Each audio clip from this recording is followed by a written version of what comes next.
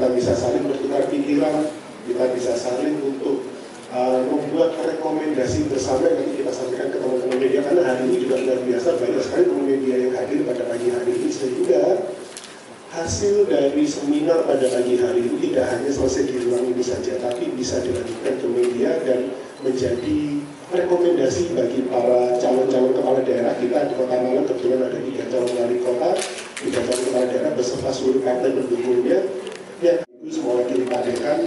Saya berterima kasih atas kehadiran Bapak Ibu semua, narasumber yang luar biasa, tamu undangan, dan pada kesempatan yang biasa ini sekaligus izinkan saya untuk membuka acara seminar nasional pada pagi hari ini yang insya Allah sampai 5 November saya buka seminar pada pagi hari ini.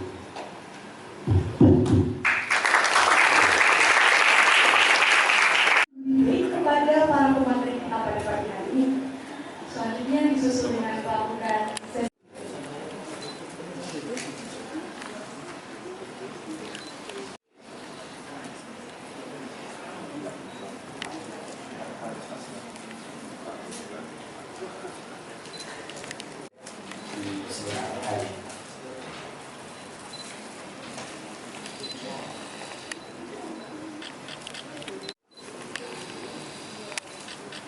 Saya sedikit ingin meminjam pikirannya Habermas, bahwa Habermas bilang bahwa salah satu ciri dari kebebasan adalah proses kebebasan. Salah satu ciri dari kebebasan itu dia terkejawantahkan muncul dalam bentuk komunikasi. Komunikasi itu bukan komunikasi yang dominatif dari satu sisi atau sekelompok sisi dari satu kelompok, tetapi juga dari sisi yang berbeda, dan terutamanya dari warga atau dari publik menurut Habermas.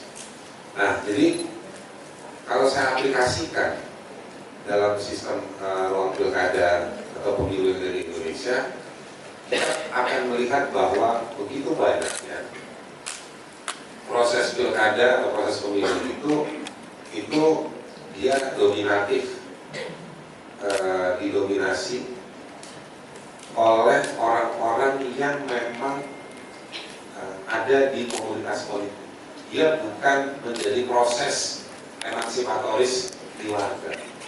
Kalau dibilang di pesta demokrasi, pesta rakyat, ya, di beberapa tempat nyoblos itu susah. Di Indonesia Timur itu nyoblos susah, mahal, dan situasi pemilu itu justru jadi bencana buat banyak warga.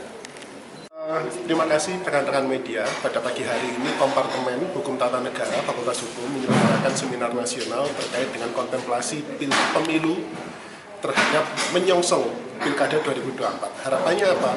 Pilkada yang besok akan kita laksanakan pada bulan November, insya Allah itu bisa belajar dari beberapa kesalahan atau pelanggaran kewenangan pemilu yang kemarin sudah terjadi. Sehingga harapannya apa?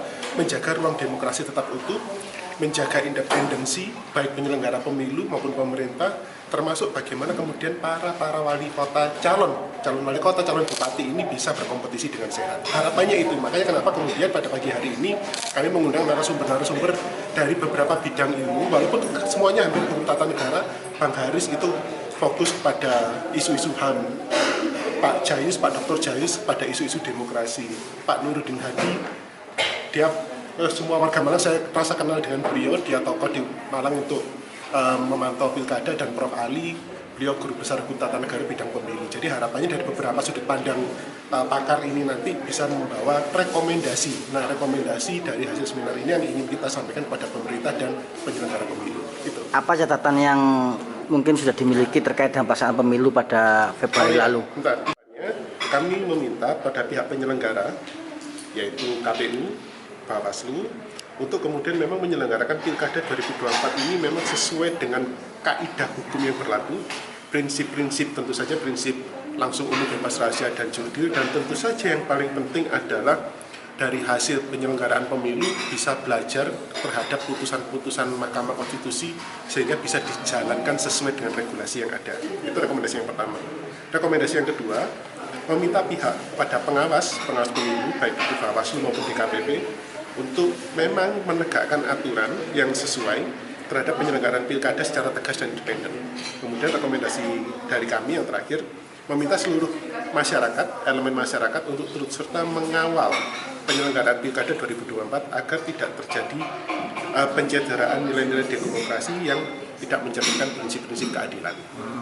Apa dari pelaksanaan Februari lalu memang ditemukan indikasi pelanggaran aturan segala macam sehingga muncul rekomendasi itu, Pak?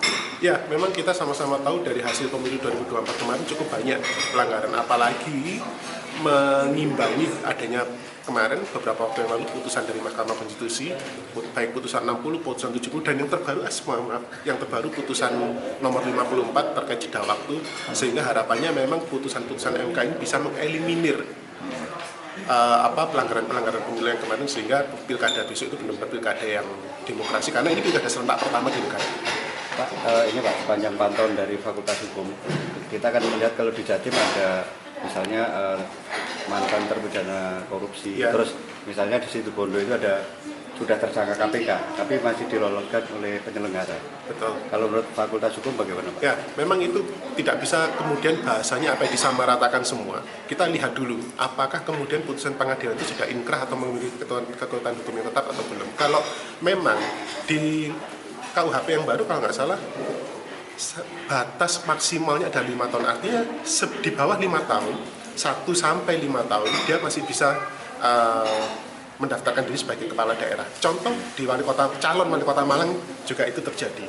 Nah, artinya memang koridor hukum kita membuka peluang di bawah ancaman hukuman di bawah 5 tahun masih diperbolehkan untuk mendaftar.